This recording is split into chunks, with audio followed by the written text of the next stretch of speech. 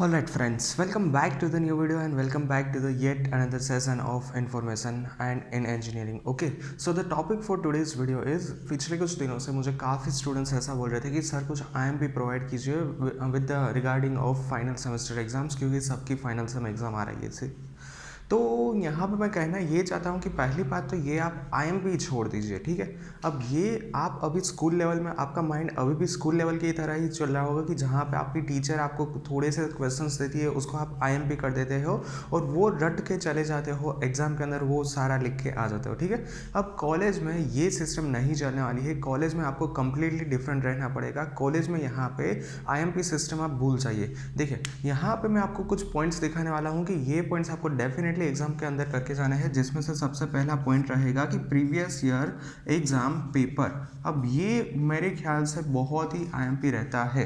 अब ये क्या रहता है, देखिए सबसे पहले तो मैं यहाँ पे आपको ये बता दूँ कि प्रीवियस ईयर के एग्जाम पेपर, बट कितने साल के, एटलीस्ट 4 साल के। अब मान लीजिए कि आपकी जब भी फाइनल सेम एग्जाम आने वाली हो, आपको क्या करना रहेगा कि आपको, मान लीजिए आप 2022 में एग्जाम दे रहे हैं, so you have to go through the 2018, 90, 20, 21। This are the 4 year you have to prepare exam papers की, जिसमें से आपको सब कुछ आता हो पिछले साल के, वो 4 साल के कहीं ना कहीं से आपको पेपर ढूंढ लेने हैं। और उसके लिए there are so many website are already available. Users have to search in the Google like data structure GTU exam paper 2018। You will find so many results in Google, as well as on Telegram also there are so many channels are available which are going to provide you the free exam paper of previous year. Okay, so these are the first important point I want to convey, that do not depend on just IMPs. Refer this previous year exam paper.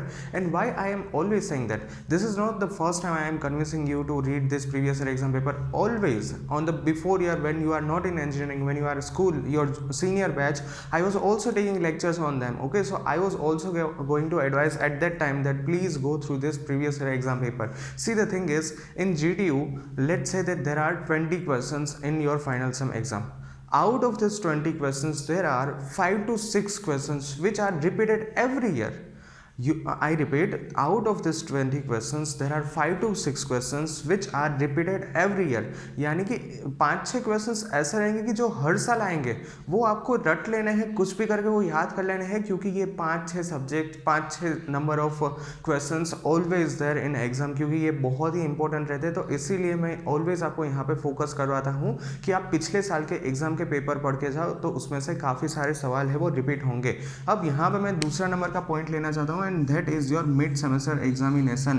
अब यहाँ पे mid sem कहाँ से आ गई, देखिए mid sem का चक्कर इस तरह से है कि मिड सेम में होता क्या है, मिड सेम आपकी कॉलेज की फैकल्टी है, कॉलेज के प्रोफेसर है, वो कंडक्ट करवाते हैं। और मिड सेम के अंदर जितने भी क्वेश्चंस आते हैं, वो आपको प्रोफेसर को बहुत अच्छी तरह से पता होते हैं कि कौन से सब्जेक्ट GTU के लिए IMP रहते हैं, कौन से सब्जेक्ट यूनिवर्सिटी के लिए एग्जाम के लिए IMP रहते हैं। तो ये सारे सब्जेक्ट्स मिड सेम में आने वाले क्वेश्चंस डेफिनेटली आपकी फाइनल सेम में होने वाले हैं। कुछ भी करके आप मिड सेम के पेपर को भी वापस से रिफर कर लेना एक बार। Question number and point number 3 is that assignment. अब असाइनमेंट यहाँ पे कहाँ आ गया, देखिए असाइनमेंट का चक्कर इस तरह से है कि assignment is also kind of your mid semester examination paper, क्योंकि मिड सेम में आपकी कॉलेज की प्रोफेसर है, फैकल्टी है, वो आपको एग्जाम के अंदर लिखने को देते हैं। असाइनमेंट के अंदर already there are predefined structure, predefined questions are already there, your professor is giving you to write down and submit it back when they ask. Okay, तो assignment is also kind of exam, but उसमें क्या होता है कि आपके पास book रहती है, आपके पास रेफरेंस मटेरियल रहता है, आपके पास स्टडी मटेरियल रहता है, और उसमें से जो भी आप लिखना चाहो, जो भी जहाँ से भी आप ढूंढना चाहो, आप वहाँ से ढूंढ सकते हो। तो this is the most important thing, that is the assignment. And at the end point number 4 is refer all the chapters which are in your subjects. यानी कि अब आप यहाँ पे बोलोगे कि सर इसमें बचा क्या, आपने तो सब कुछ कह दिया, यानी कि जितने भी चैप्टर्स है एक सब्जेक्ट के अंदर वो सारे पढ़ के जाने, तो इसमें IMP कहाँ से रहा। तो देखिए let me tell you, IMP का मतलब क्या होता है, इंपॉर्टेंट, ठीक है। अब आप जब अपनी लेक्चर्स पढ़ रहे होंगे, आप जब अपनी स्टडी कर रहे होंगे कॉलेज के सेमेस्टर के फर्स्ट, सेकंड, थर्ड और फोर्थ मंथ के दरमियान, जब भी लेक्चर्स चालू होते हैं, उसके अंदर आपकी फैकल्टी है जिसके ऊपर सबसे ज़्यादा पॉइंट देते हैं, ध्यान देते हैं, जो टॉपिक सबसे इम्पोर्टेंट है वो आपकी प्रोफेसर डेफिनेटली आपको बताएंगे, और बताते थे, बताते हैं और बताते रहेंगे।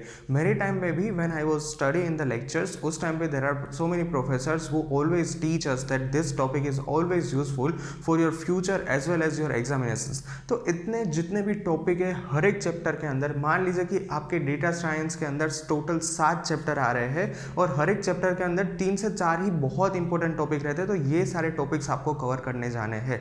इन शॉर्ट आपको करना क्या है, सारे चैप्टर्स एक बार देखने हैं और इसके अंदर जितने भी इंपॉर्टेंट टॉपिक है उसको यहाँ पे लिख देना है, याद रखना है। अब उसके बाद क्या होगा, मान लीजिए कि आपने क्या किया है कि चैप्टर नंबर फर्स्ट में से जो फर्स्ट इंपॉर्टेंट टॉपिक था वो आपने किया था और जीटीयू की फाइनल सेम में ये सवाल नहीं आया बट इसके रिगार्डिंग सवाल आया।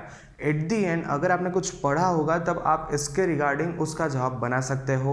अगर आपने कुछ पढ़ा ही नहीं है तो फिर then it is really difficult for you to making a answer from that question. Okay, मैं किस तरह से आप आंसर बना सकते हो, अगर आपको आंसर पता नहीं है तो भी किस तरह से आप आंसर लिख सकते हो, वो सब कुछ मैं आगे चल के बताऊंगा। बट अभी थी फाइनल सेम एग्जाम में आपकी थोड़ी सी देरी है, so that's I am taking a little bit longer. So for this instance just make sure that you are covering down all the topics. Let me summarise this video. First is your exam paper, second is your mid-sem questions, third is your assignment question, and fourth is all the IMP topics all of your chapters. Okay, so yeah, that's it for today's video. Thank you very much for watching this video and thank you very much for giving this time. If you have any feedback or comments, then feel free to put it in the comment section. Thank you. Bye bye.